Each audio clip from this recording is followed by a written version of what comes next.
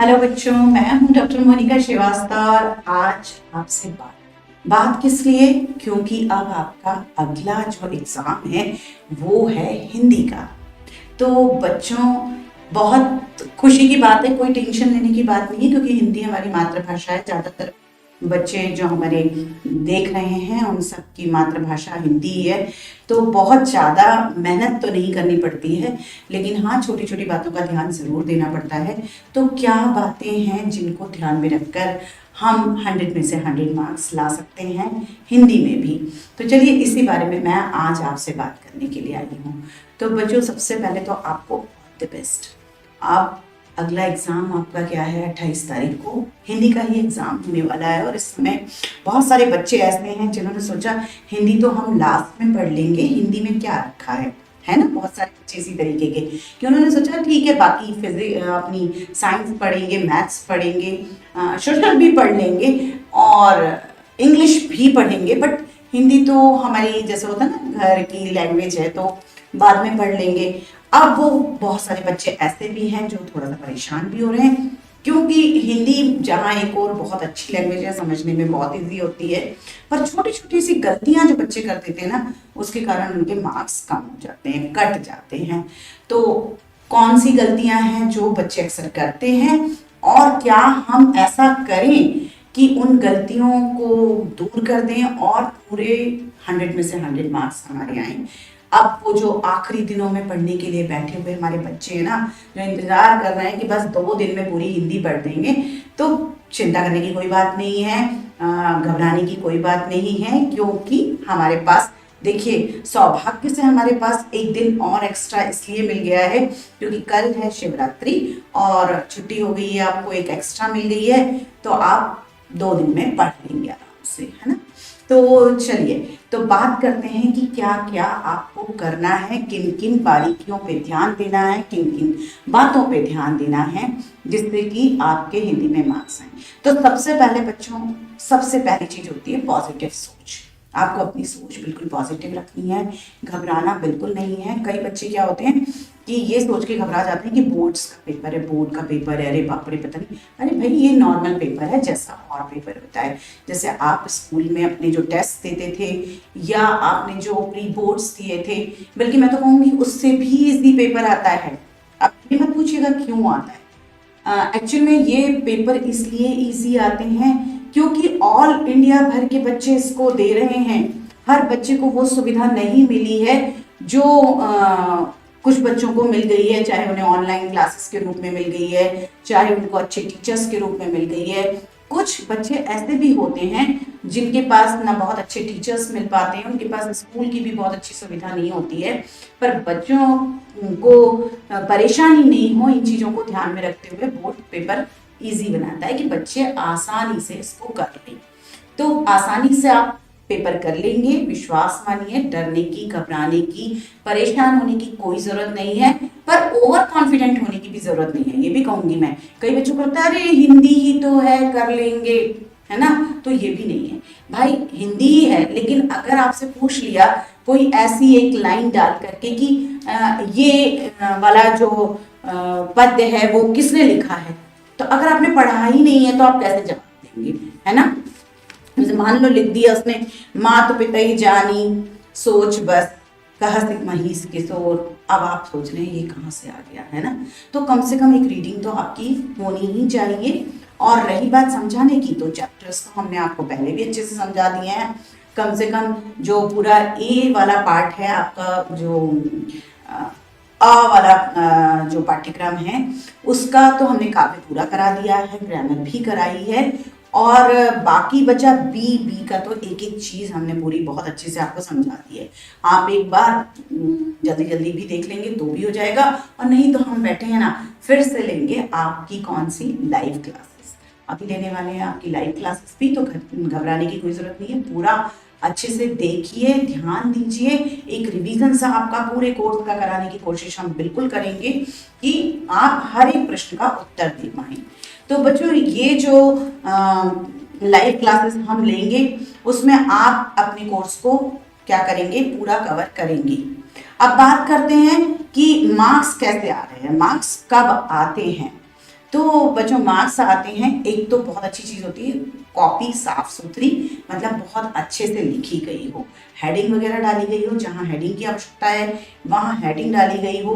कुछ बच्चे क्या करते हैं कि आंसर नंबर ही गलत लिख देते हैं, तो बच्चों ये गलती बिल्कुल मत कीजिएगा, जो आंसर है वही आंसर नंबर डालिएगा, अपने मन से नहीं कि पता बड़ा एग्जामिनर तो क्वेश्चन नंबर 5 पूछ रहा है और आप 15 लिख दे रहे हैं, ऐसी गलती मत कीजिएगा, क्योंकि आपने 5 का आंसर दिया है, इन केस आपने 15 लिख दिया है और आगे जाके 15 भी लिखा है, तो रिपीटेशन हो गया 15 आंसर का, हो गया ना, आंसर नंबर 15 2 बार, लेकिन जो ग्रिड बनी है उसमें तो एक ही बार 15 नंबर दिया हुआ है, तो आंसर कौन, जो वहां पर मार्क्स भरते समय एग्जामिनर क्या करेगा, जो आपने शुरू में लिख दिया है चाहे वो गलत लिखा है तो 0 नंबर देके जा चुका है, तो वो 0 भी भर सकता है ना।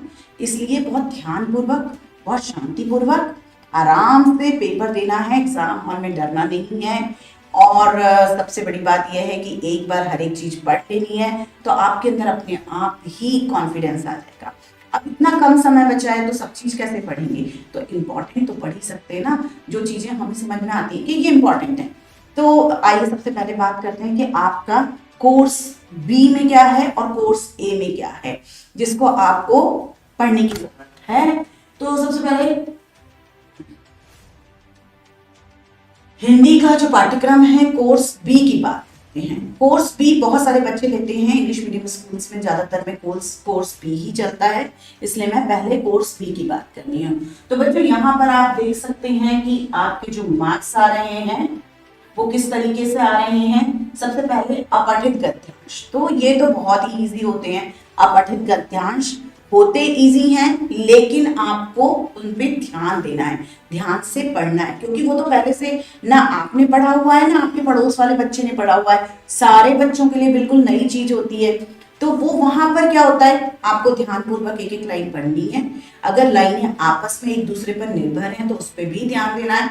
कई बार देखने में ऐसा लगता है कि प्रश्न सीधे लाइन पर ही पूछ लिया गया है, लेकिन उसका अर्थ कहाँ होता है, उसका कोई भिन्न अर्थ भी निकल रहा होता है, तो उस पर भी ध्यान देना होता है ना, कि क्या क्या कहा जा रहा है, मतलब ऐसा तो नहीं है कि केवल सीधा सीधा अर्थ आ रहा है आपको सीधे लिख देना है तब तो ठीक है, लेकिन कई बार उससे भिन्न अर्थ निकल रहा है तो वो सोच समझ के, क्योंकि ये बात आप देख सकते हैं कि ये जो आपका पाठ होता है ये होता है बोध चिंतन विश्लेषण सराहना आदि पर आधारित होता है, और इसमें आपके क्या क्या पूछे जाते हैं, बहुविकल्पी प्रश्न होते हैं जो कि आपके होते हैं तीन होते हैं, एक अंकीय बहुविकल्पी प्रश्न होते हैं, ठीक है। इसके अलावा लघुत्तरात्मक और अति लघुत्तरात्मक इस तरह के भी प्रश्न होते हैं, जिनका आपको छोटा सा आंसर देना होता है, करीब 20 से 50, अगर लघुत्तरात्मक है अति लघुत्तरात्मक है तो 20 शब्दों में देना होता है, और अगर लघुत्तरात्मक है तो मैक्सिमम 50 शब्दों में देना होता है, ठीक है। वो होते हैं आपके 2 मार्क्स के, ठीक है, 2 मार्क्स के 2 क्वेश्चन इस तरीके के आने वाले हैं। तो ये तो वैसे ही, इसको मैं कहती हूँ फ्री के नंबर मिलना, कि सामने पढ़ किताब दी गई है आपको कि पढ़ो और उत्तर लिखो, तो आप 10th क्लास में आ चुके हैं, इतना तो आपको आता ही है। फिर इसके बाद आगे आते हैं व्याकरण। व्याकरण में आपका आता है पदबंध आता है, पदबंध जिसमें 5 में से 4 प्रश्न करने होंगे। ये गलती मत कीजिएगा कि पता पड़े 5 के 5 प्रश्न कर दिए, 4 प्रश्न लिखे होंगे, 5 प्रश्न लिखे होंगे लेकिन करने 4 होंगे, तो विकल्प मिल रहा है आपको एक यहाँ पर, तो वो भी आप कर देंगे। फिर इसके बाद आता है रचना के आधार पर वाक्य रूपांतरण भी आता है, फिर इसके बाद आता है वाक्य रूपांतरण हो जाएगा, फिर आता है समास। समास हमने पढ़ाया भी, और अभी जो हम लाइव क्लासेस लेंगे उसमें भी हम समास आपको पढ़ाएंगे, पदबंध भी पढ़ाएंगे, रचना के आधार पर वाक्य रूपांतरण भी हम पढ़ाएंगे। तो सब चीजें आपकी एक बार नजर से फिर गुजरने वाली हैं, तो बहुत अच्छे से पक्की हो जाने वाली है दिमाग में, इसलिए घबराइएगा मत, आराम से पढ़िए। फिर आता है मुहावरे।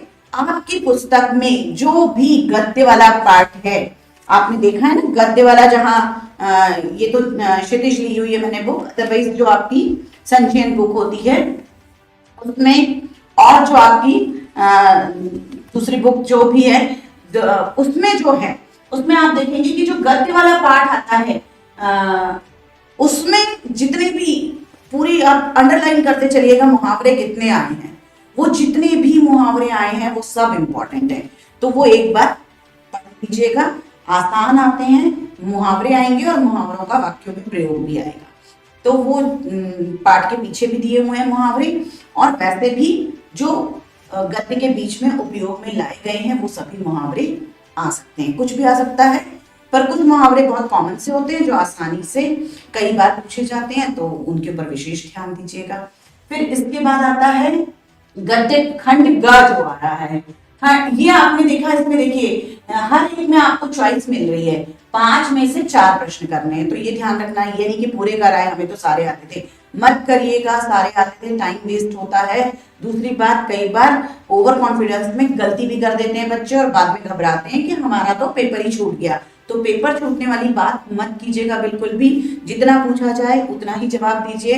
अगर 40 वर्ड्स का 40 शब्दों का आपसे पूछा गया है कि उत्तर लिखिए, तो कोशिश कीजिए 4 से 5 लाइन में वो खत्म हो जाए।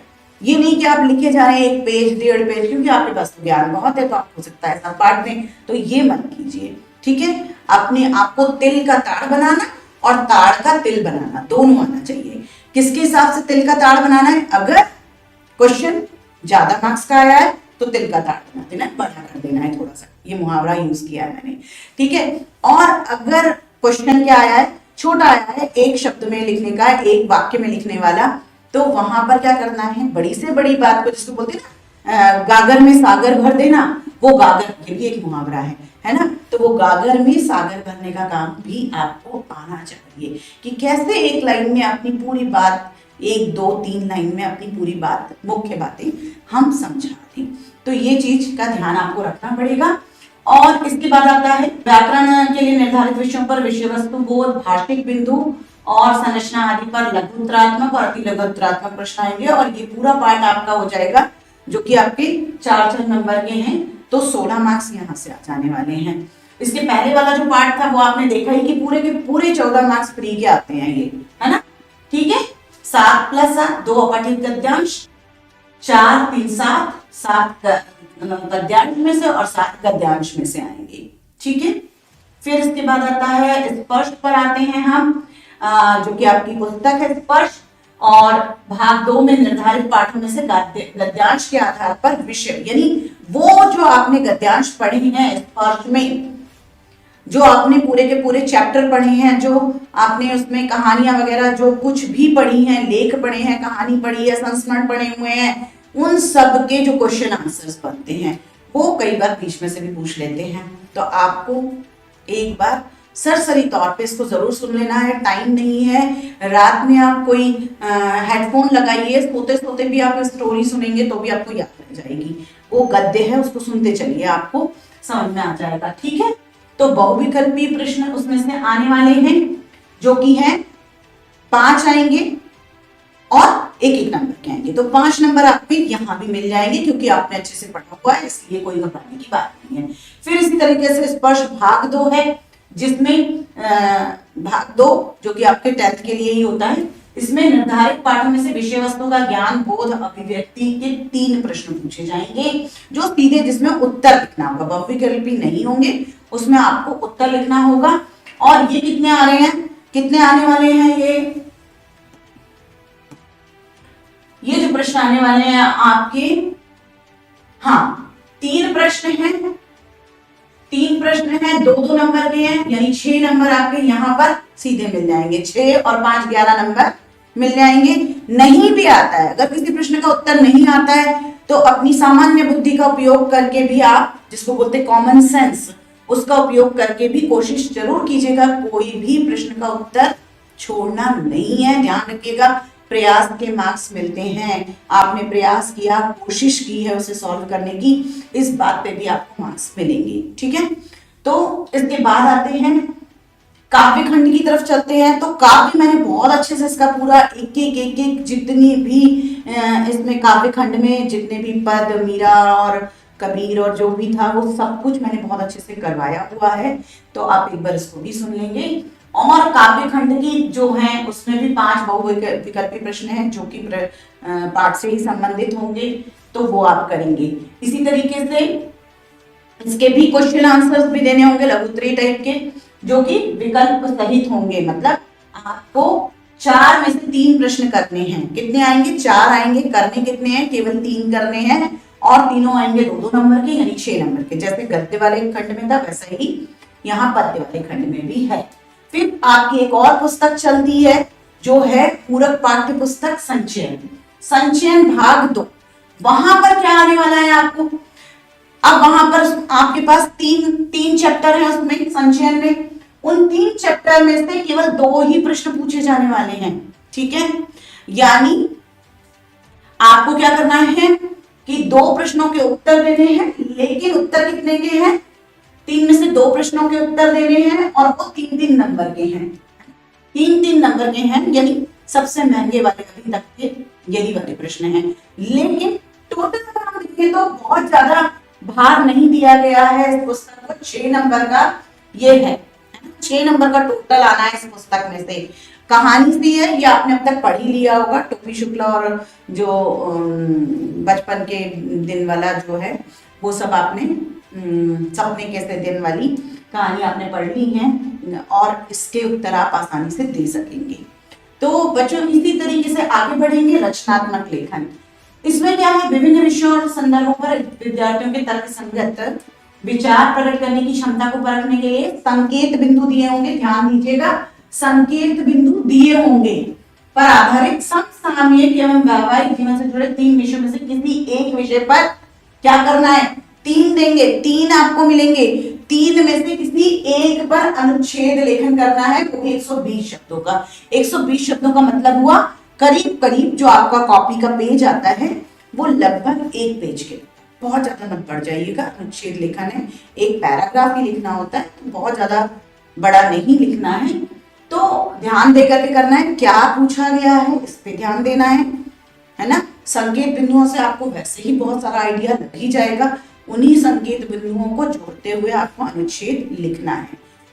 फिर इसके बाद आता है पत्र लिखना है औपचारिक विषयों में से। ठीक है, औपचारिक विषयों में से किसी एक पर आपको पत्र लिखना होगा, विकल्प सहित होगा। ये 5 नंबर का आने वाला है।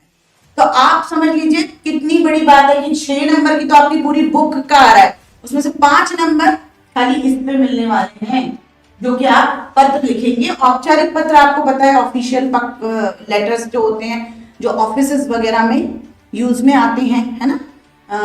सेवा में प्रधानाचार्य महोदय इस तरीके से जो लिखे जाते हैं, ये मैंने आपको बताया हुआ है कि किस तरीके से लिखते हो। नहीं भी है तो अभी हम जो लाइव लेंगे उसमें और कोशिश करेंगे कि आपने अगर पहले नहीं पढ़ा है तो अब फिर पढ़ लेंगे। तो ये यहाँ पर लिखना है औपचारिक विषय में से किसी एक विषय पर आपको 100 शब्दों में पत्र लिखना है। ठीक है, इसमें आपको मिलेंगे 5 अंक। फिर सूचना लेखन बहुत आसान होता है, आजकल तो सभी बच्चों को पता है। आपके नोटिस बोर्ड में पर सूचनाएं लिखी होती ना, सभी विद्यार्थियों को सूचित किया जाता है कि कल गणतंत्र दिवस के अवसर पर सभी बच्चों को व्हाइट वाली ड्रेस पहन के आनी है, या जैसा भी वो सूचना का टॉपिक वहां पे दिया रहेगा। उस सूचना को आपको लिखना है ना, कि किसकी तरफ से है, और ये सब बातें जो कि हमने पढ़ाई हुई है ऑलरेडी, उनको ध्यान में रखते हुए लिखना है। ठीक है, फिर विज्ञापन लेखन 4 नंबर का आपका सूचना लिखने वाला आएगा। ठीक है, हर एक नंबर कीमती है, ये मत समझिए कि वो 4 नंबर का है वो 2 नंबर का है। हमारे लिए तो 100 नंबर लाने के लिए तो एक नंबर की कीमत है, 100 नंबर चाहिए, मतलब चाहिए हमें। ठीक है ना, तो उसके लिए प्रयास करना है। और इसके बाद आता है विज्ञापन लेखन आएगा। विज्ञापन लेखन में जो आप न्यूज़पेपर में विज्ञापन देखते हैं वो किस तरीके से लिखे होते हैं, है ना। न्यूज़पेपर में आपने छपे हुए विज्ञापन देखे हैं ना, उसमें चित्र वगैरह भी बना सकते हैं। इस तरीके से आपको विज्ञापन लिखना है, साइड में लोगो है, चित्र है, उन सब का यूज करते हुए सुंदर विज्ञापन लेखन करना है। इसके लिए आपको मिलेंगे 3 अंक। फिर यहाँ पर आप देख सकते हैं, एक तो लघु कथा लेखन है और दूसरा है ईमेल लेखन। दोनों मिल रहे हैं आपको 5-5 मतलब अथवा है, मतलब 5 अंक मिलेंगे। तो ये भी बिल्कुल इजी सा है। कहानियां लिखना जिनका शौक है वो छोटी सी एक कहानी लिख देंगे, उस टॉपिक दिया रहेगा। या फिर ईमेल, आजकल बच्चे ईमेल लिखना बहुत अच्छी तरीके से जानते हैं, किस तरीके से लिखा जाता है। तो सब बहुत बहुत बहुत आसान है। अब लग रहा है ना सब बहुत आसान है, आसानी से आप कर सकते हैं इसको। ठीक है ना। तो होपफुली आप बहुत अच्छे से इसको कर लेंगे। इसी तरीके से आपका हिंदी ए का कोर्स भी एक बार बता देती हूँ, सेम ही है, कोई फर्क नहीं है, बस पुस्तक का फर्क है। आपके क्षितिज और कृतिका चलती है इसमें आपकी। तो यहाँ पर आपका वही अपठित गद्यांश है और अपठित पद्यांश में से आएगा, काव्यांश में से 7 अंक का और 7 अंक गद्यांश में से आ जाएंगे। ठीक है, ये कैसे हैं, बहुविकल्पीय प्रश्न होंगे, 3 और 1-1 अंक के और 2-2 अंक के लघु उत्तरात्मक प्रश्न होंगे, जिनका छोटा सा उत्तर लिखना है, पढ़ा हुआ है, आराम से आप लिख लेंगे। इसी तरीके से काव्यांश में से भी होगा। अब आपकी जो ग्रामर वाला पार्ट आता है, व्यावहारिक व्याकरण वाला जो पार्ट आता है, इसमें देखिए रचना के आधार पर वाक्य भेद, वाक्यों का भेद आपको रचना के आधार पर करना है, जो कि इसके प्रश्न कितने होंगे, 5 आएंगे, जिसमें से 4 करने हैं। कर लेंगे आप, मुझे पता है आप कर लेंगे, क्योंकि आप पढ़ रहे हैं, और नहीं भी पढ़े थे अब तक तो अब पढ़ लेंगे। 2 दिन में सब पढ़ा जा सकता है, क्योंकि अभी भी आपके पास काफी समय है, मतलब करीब करीब 50 घंटे तो है ही ना, 24 दूनी 48 है ना, और 2 घंटे एक्स्ट्रा, तो उसमें से आप 10-10 घंटे, 8 घंटे सोने के और 2 घंटे एक्स्ट्रा कर निकाल भी दें, तो भी आपके पास एक दिन में 12 और 2 14 घंटे तो बचते ही हैं। तो उन 14 घंटों को आप डिवाइड करिए। एक तो सुबह जल्दी उठने की आदत डालिए, कम से कम ये 2 दिन तो आप जल्दी उठिए ही, 26 और 27 और 28 को तो पेपर है ही, तब तो आपको अपने आप ही नींद नहीं आने वाली है। तो जल्दी उठिए, ज़्यादा टाइम दीजिए स्टडी को, बीच में कुछ खाते रहिए, अगर ऐसा लग रहा है हाथ पांव चलाते रहिए अपने, ऐसा नहीं कि बैठे बैठे सुनने हो गए, ये भी नहीं करना है। और अपने हल्का फुल्का खाने का ध्यान रखना है, बहुत हैवी कुछ नहीं खाना है, बाजार का बिल्कुल नहीं खाना है ना।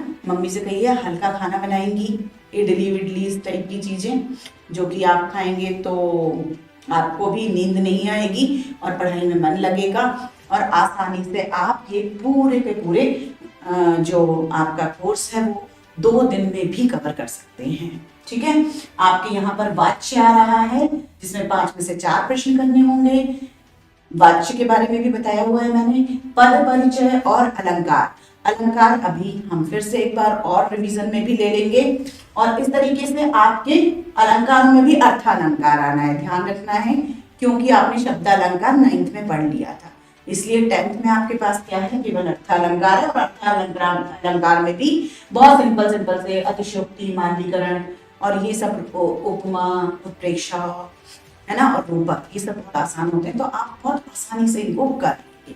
फिर इसके बाद आता है पुस्तक से आने वाले क्षितिज से। क्षितिज में से भी बहुविकल्पीय प्रश्न पूछे जाएंगे, 5 प्रश्न, जिसमें से आपको क्या करना है, गद्यांश के आधार पर प्रश्न होंगे ये।